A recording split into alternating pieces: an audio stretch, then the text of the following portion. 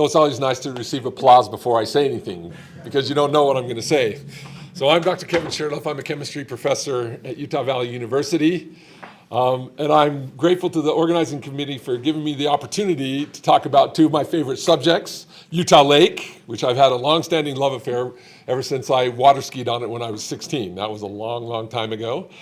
And then also I get to talk about algae, which is another one of my favorite topics. In some circles, I'm known as the algae guy because I spend so much time working with algae. So in this presentation, I'm going to use algae as a generic term to describe these single-cell photosynthetic organisms, including cyanobacteria or blue-green algae. So algae is just going to be my generic term. All right. Oh, let me start the presentation here. I'm sorry, what? Yeah, let's see if I can do this. Let's see, slideshow, here we go. I do this all the time in my classes. There we go. Perfect. So this all started, my work with algae started back in 2016, the fall of 2016, after we had a particularly severe algal bloom, harmful algal bloom on Utah Lake. And I decided that with a little bit of experience I had from Utah State University working with algae, we were trying to grow algae for biofuels. I decided I could maybe use some of that knowledge I'd gained there to figure out a potential solution for these algae blooms, at least in certain areas of the lake. So algae blooms, if you don't know, it's where we get a high concentration of algae because algae needs plentiful sunlight, nutrients, including nitrogen, phosphorus, carbon. They need warm water, and also stagnant water tends to help the algae grow into these very high concentrations that we call harmful algal blooms, or HABs. Algal blooms, when you get to high concentrations, now algae is a part of the ecosystem, and it's an important part of the ecosystem. So it's only really a problem when we get to very high concentrations, as shown in this particular picture from the Salt Lake Tribune back in 2016. And so when the concentrations get high, they start to die off. The algae blooms, you have high concentrations, they die off, and they release their neurotoxins, which can be really bad for the environment. But as long as they stay at a low concentration, they're important to the environment. It's just when they get to these high concentrations that it's a problem. So based on that 2016 algal bloom and this data from, I think it's down here, yeah, the Utah Department of Environmental Quality, they had some monitors out there. Whoops, looks like it's on a timer. They had some monitors out there, and they showed this is a 5-day period between July 14th and July 16th, actually a 3-day period, 14, 15, 16, 3-day period, where the algae went from somewhere around, 20,000 to 100,000 cells per milliliter up to over 20 million, the big red spots. And so you can see this. I created a growth model just based on standard, logistic growth model to kind of model how quickly the algae can take over. These blooms come in and occupy certain areas of the lake. So there's a lot of information here, but the bottom line is that if you see the lines there, those are nighttime when you don't get growth. But then you see if it starts at a low concentration, if we can keep it at a low concentration, then we can keep it from reaching these harmful levels or harmful concentrations. So that's the first point from the graph on the right there. The second point is if you look at the map, and of course they were only monitoring at certain areas of the lake, right? They don't monitor the whole lake, but you notice that algal blooms don't cover the entire lake. So that's the important information from this. They cover certain areas, and they tend to occur and reoccur every summer in certain areas of the lake. And so those are really important in understanding why our particular approach to solving the problem, at least temporarily or on a short-term basis, works. So we went to work after that 2016, the fall of 2016, and we started looking through the literature. And we looked at over 20 different methods that are used for separating not just algae, but wastewater, separating material from water, all these different filtration techniques. We ended up testing 7 of them, building and testing them in our lab, 7 of them. We were actually growing cyanobacteria in our tanks so that we could test them during the winter. And these are the 7 methods that we tried. And the ones in red didn't work at all. The one in yellow kind of worked, but the one in green there at the bottom is the one that we finally settled on, that we could scale and use on a large scale on a mobile platform to go out and remove algae from the lake. And so this shows my students and I, or one of my students working there. That was a belt method on nanobubble flotation of the algae. So this shows our laboratory plate and frame filter press. The key here is that we learned that we had to add a filter aid in order to make it work. If you just try and filter the algae directly, it sticks together, makes a very thin layer in your filter press, and it plugs up your filter, and you're done. And so one of the things we investigated and found that was necessary was adding a filter aid. And in our case, we found that we can use diatomaceous earth, which is basically little silicon dioxide shells of sea creatures, animals, their carcasses, and then the other one is powdered wood fiber, cellulose, works as a filter aid. All right, so this shows our little press. The key thing here is we started in our lab with just 1.23 square feet of filter area. And we developed all our technology based on that little system there, where we would pump the algae through it. We'd add our filter aid to the algae-contaminated water. We'd pump it through the filter press. The filter press takes out everything, almost everything in one pass, and then puts clean water out. And so I show this picture because first it shows that I'm not a very good artist, but this was our concept. Once we realized we could do this filter presses, we could have this mobile filter presses, we decided we would put it on a boat that we then run across the lake in certain areas to suck up the algae and filter it out of the water. And I show this because this was the concept, the initial concept, and it also shows this was the concept that we actually patented. We patented two things: the idea of adding a filter aid and the idea of putting it on a mobile platform where we could go and hit hot spots, right? The spots where the algae concentration was the highest. And we weren't going to really worry about other areas. And some of our early critics said, oh, wow, the lake is huge, right?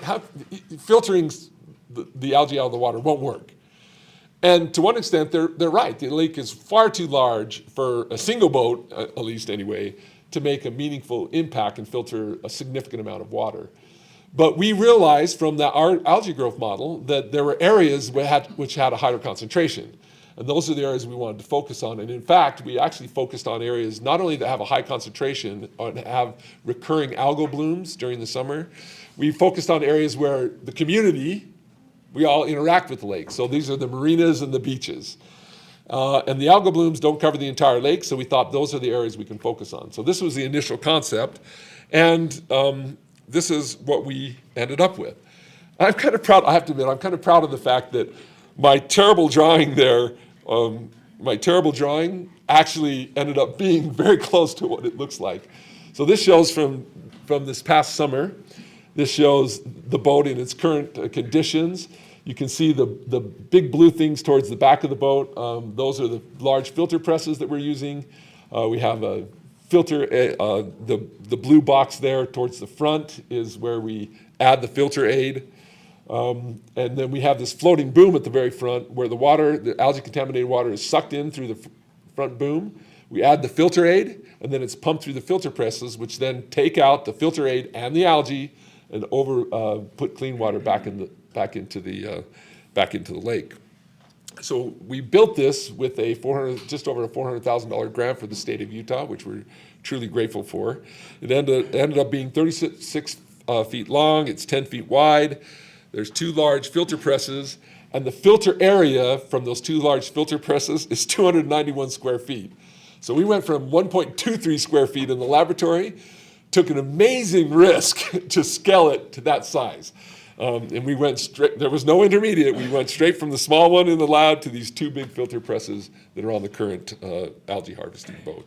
And we've been operating this boat now. We built it in 2021 based on the grant, and then we've been operating it. My students have been operating it on the lake since 2022. So 2022, 23, 24, and then this past summer.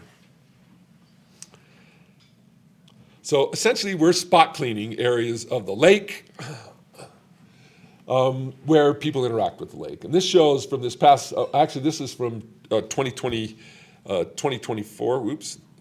Oh, what? So the pictures aren't showing up there. What's going on? Oh, there were really two pictures there.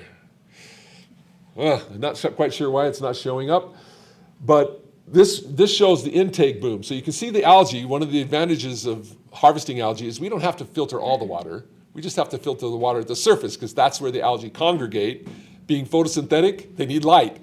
And so they congregate at the surface, float on the surface. You can kind of see this. This is a fairly high concentration of algae there when you get these bright green floating algae mats. And so our boom, this shows the boom at the front of the boat. It sucks in the algae contaminated water. We add our filter aid, and then we filter out the filter aid and the algae and put clean water back into the lake. So as a scientist, I got to show a little bit of data here. So this is data from actually 2022, and our students, they measure the absorption of the water, the contaminated water at the front, right? So this is in the front of the water where the algae has a high concentration. They measure the absorption of visible light absorption. So it's visible light spectroscopy. They measure the absorption at the beginning when it's coming in, the intake, and then they actually measure it at the output. And this was calculated from doing the difference, the change in absorption from the input to the output. And this shows there's many different spots because they take one every hour. They take a measurement every hour. And if we put that data all together, you can see throughout the summer at different areas, different locations, the average amount of absorption decrease or decrease in algae concentration is about 60% through one pass through our filter presses. And so the areas that are very low, there's a dot there that's about 9%. Well, that's because there wasn't much algae in the water in the first place. Now, we start early in the year, and I'll get to this more in just a minute, but we start early in the year because we're trying to keep the concentration down so it doesn't get to that kind of explosive growth stage. So we start early to keep the concentrations down. But the 9% is where there wasn't much algae to remove. And then down here where we get 99%, this is where we're going through those heavy mats of algae where they're removing a lot of algae from the water. All right. So this is what the filter presses look like when we open them up. This is a batch process. So we'll harvest for a while. When the filter presses are full of algae and in this case, diatomaceous earth filter aid, then we open them up and we discharge that filter cake down into those bins in the bottom. And we've been taking those bins and putting them in UVU's compost pile as a soil amendment. And so you can see there, it comes out to be fairly dry. We blow air through it to remove as much water as possible. And so we get this very dry filter cake material that we can then use as a soil amendment. If we're using cellulose, we could technically, and we haven't shown this, but we could technically use, if it's cellulose, not diatomaceous earth, we could use it as a potential energy source, a biomass fuel. Okay, I think we're almost done.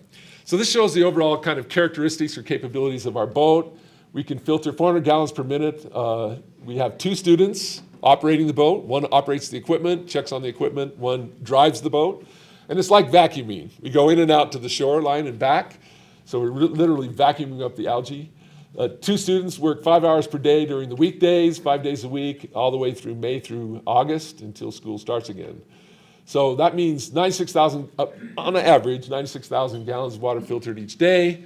That means we've removed 90 kilograms of dry algae. That means the algae, once it's been dried, is 90 kilograms.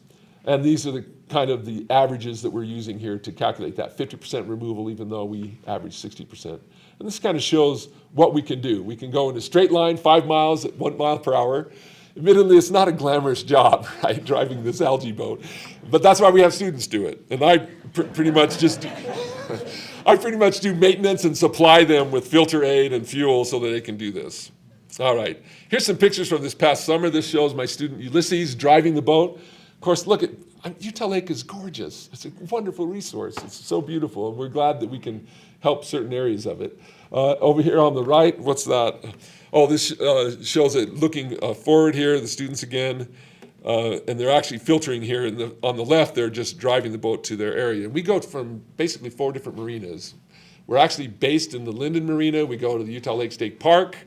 We go to Saratoga Springs, American Fork, and depending on where we need to go. And they try and do that like one a day. We go to different marinas. So this shows this past summer. This one on the left shows what it looks like. So this is one pass going through as we go into the shore. We sucked up the algae mat, and you can see that the difference between where there's floating algae, where we haven't been, to where we've sucked it up. And then over here on the right, this shows this past summer, Linden Marina had a pretty severe algal bloom, and so that shows us sucking up the algae through our boom. All right, so this past summer, we're almost done, right? Almost out of time. This past summer, Linden Marina had a really bad bloom. And so if you can see here, I never knew quite why they call it blue-green algae, cyanobacteria blue-green algae.